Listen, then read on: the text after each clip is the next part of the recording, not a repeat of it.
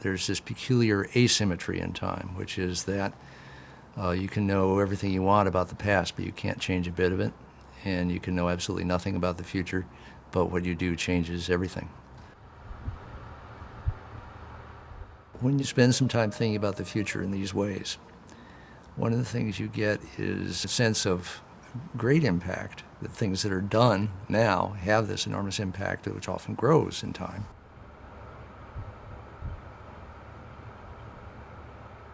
My name is Stewart Brand. I find things and I found things. I start things.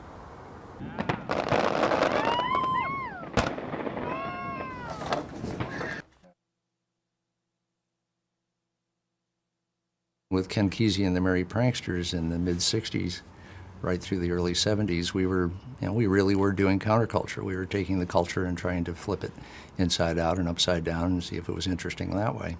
It was.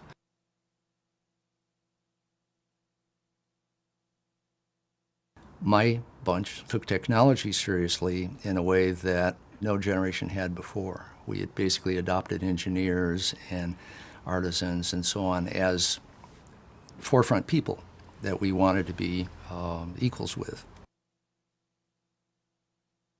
In 1961, 1962, I was just out of the Army and some friend was showing me around the computation center at Stanford, and I saw young programmers locked in combat with a brand new game called Space War.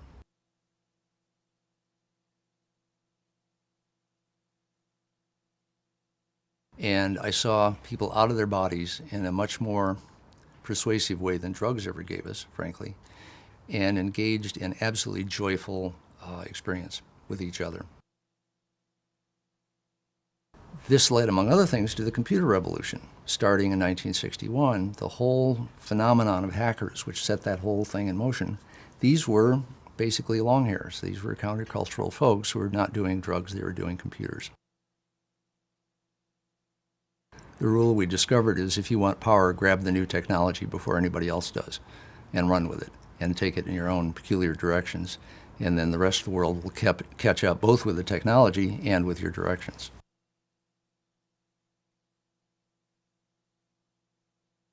In retrospect, looking back at what I was up to in the 60s and 70s, I was doing a full-on romantic number with drugs and the pranksters and so on, the artist as genius, etc.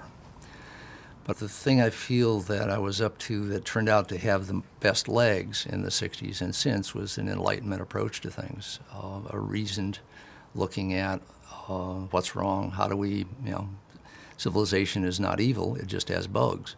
How do we debug it?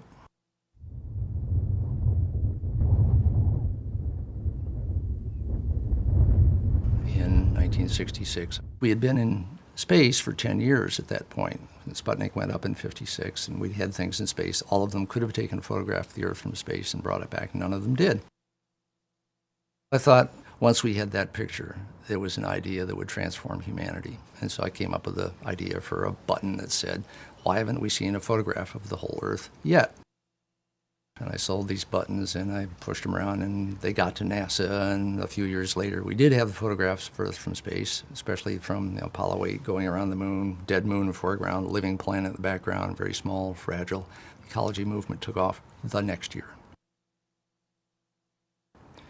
And so it turned out to be the icon which basically displaced the completely pessimistic, we're all going to die, civilization's going to perish of the atomic age of the mushroom cloud became, we got to take care of Earth image of the Earth from space. One bug I see these days in civilization, that is, it seems to be thinking very, very intelligently about the very short term. We're not acting politically, socially, economically, as if we were taking the long term seriously. And so how do you fix that bug? I suppose you can go around saying, think long term, you really should. You'll be glad if you do. Or you just start putting some stuff out there that acts as if thinking long term was easy and fun and productive. My old friend from the Media Lab, Danny Hillis, came up with this idea of building a great big long clock. That excited us and excites us still.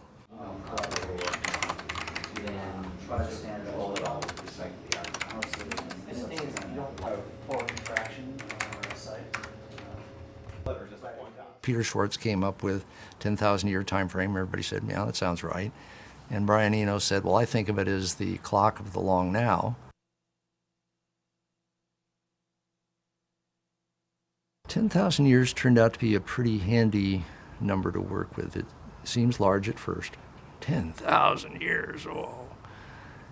And I think one of the products of this project may be to help people realize that 10,000 years is actually a kind of a short, rather modest frame of time.